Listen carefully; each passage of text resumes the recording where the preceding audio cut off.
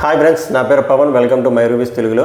Thursday evening voting analysis ఎలా ఉందో మాట్లాడదాం. ట్రెండ్ చాలా మారింది, చాలా షాకింగ్ అప్డేట్స్ ఉన్నాయి. వీడియో చూసే ముందు లైక్ చేసి చూడండి. Thank you so much.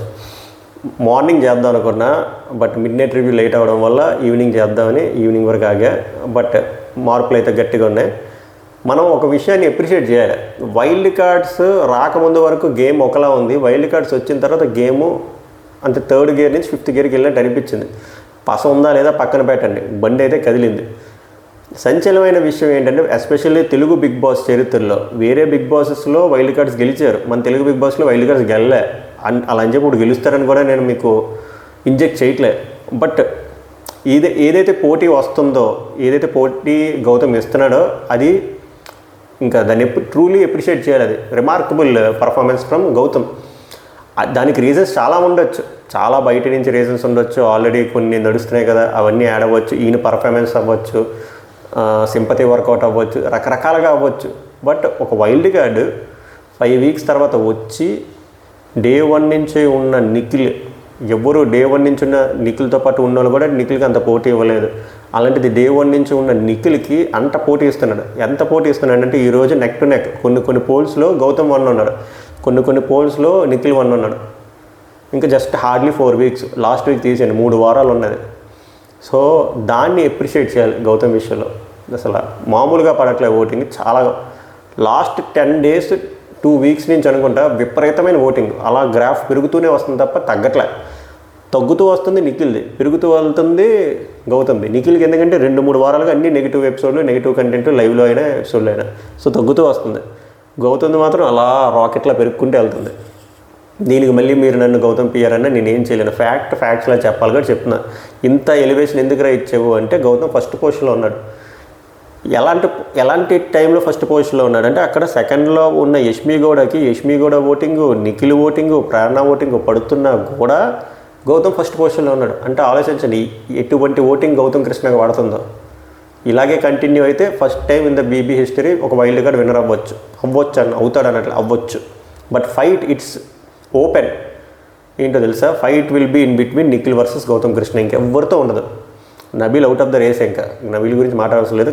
Kosta fight ఇస్తే ప్రేరణ ఇవ్వాలి. బట్ ప్రేరణ కూడా గట్టిగా పడిపోయి నెగిటివ్ ఎపిసోడ్లు, బీభత్సమైన పాజిటివ్ ఎపిసోడ్లు వరుసగా పడితే ఆమె కూడా రావచ్చేమో. But as of now it's Nikhil versus Gautam Krishna అంతే. నెక్ టు నెక్ నడుస్తుంది. నెక్ టు నెక్ ఫస్ట్ పొజిషన్లో Gautam Krishna, unanimous. Unofficial websites నాకు తెలియవు, నేను చూడను కూడా, అట్లా నేను నమ్మను. YouTube polls, Instagram polls trend ప్రకారం చెప్తున్నా. సెకండ్ పొజిషన్లో వచ్చేసరికి యష్మి గౌడ గారు ఉన్నారు. ఆమె ఒరిజినల్ ఓటింగ్ అయితే ఆమె లాస్ట్లో ఉండాలి. లాస్ట్ వీక్ లాస్ట్లో ఉన్నారు కదా, ఈ వీక్ లాస్ట్ బట్మన్ ఉన్నారు, ఈ వీక్ లాస్ట్లో ఉండాలి. బట్ ఆమెకి ప్రేరణ ఓటింగ్ పడుతుంది, నిఖిల్ ఓటింగ్ పడుతుంది. సేమ్ థింగ్ పృథ్వీకి కూడా అంతే. ప్రేరణ ఓటింగ్ పడుతుంది, నిఖిల్ ఓటింగ్ పడుతుంది. బట్ కన్సిస్టెంట్ ఓట్ బ్యాంక్ ఉండే పృథ్వీకి బేసిక్ అడ్వాంటేజ్ ఏంటంటే 9 వారాలు నామినేషన్స్లో ఉన్నాడు. 9 వారాలు నామినేషన్స్లో ఉండి సేవ్ అవుతున్న వాళ్ళకి ఒక కన్సిస్టెంట్ ఓట్ బ్యాంక్ ఉంటుంది. దాంతోపాటు ఈ షేరింగ్ కూడా పడుతుంది. సో థర్డ్ పొజిషన్లో కంఫర్టబుల్గా ఉన్నాడు. ఫోర్త్ పొజిషన్లో టేస్టీ తేజ ఉన్నాడు. టేస్టీ తేజని కూడా బాగా ఎంకరేజ్ చేస్తున్నారు ఈ సీజన్. బాగా ఆడుతున్నాడు, స్క్రీన్ ప్రెజెన్స్ ఎక్కువ వస్తుంది, గట్టి ఫైట్లు అయ్యాయి. ఈరోజు కూడా ప్రేరణకి తేజకి ఫైట్ అవుతుంది. సో టేస్టీ తేజ కూడా చాలా హెల్ప్ అవుతుంది. రోహిణి ఓటింగ్ పడుతుంది. సో అలా టేస్టీ తేజ 4th పొజిషన్లో ఉన్నాడు. 5th పొజిషన్లో అవినాష్ ఫస్ట్ టైం నామినేషన్స్లోకి వచ్చినా సరే డేంజర్ జోన్లో ఎందుకు లేడరా అంటే, అది విష్ణుప్రియ చేసుకుని తప్పే. విష్ణుప్రియ గురించి తర్వాత మాట్లాడదాం. బట్ అవినాష్ కూడా అంతే. నెగిటివ్ ఎపిసోడ్ లేవు, నెగిటివ్ కంటెంట్ ఏం లేదు, నవ్వించుతూ వెళ్ళిపోతున్నాడు. నిన్న స్క్రీన్ ప్రెసెన్స్ కూడా ఎక్కువ ఇచ్చారు ఎపిసోడ్లో కానీ లైవ్లో కానీ. రోహిణి ఓట్ బ్యాంక్ కూడా పడుతుంది. అలాగా శ్రీముఖి ఫ్యాన్స్ కూడా వేయొచ్చు కదా, వాళ్ళ ఫ్రెండ్స్ ఉంటారు.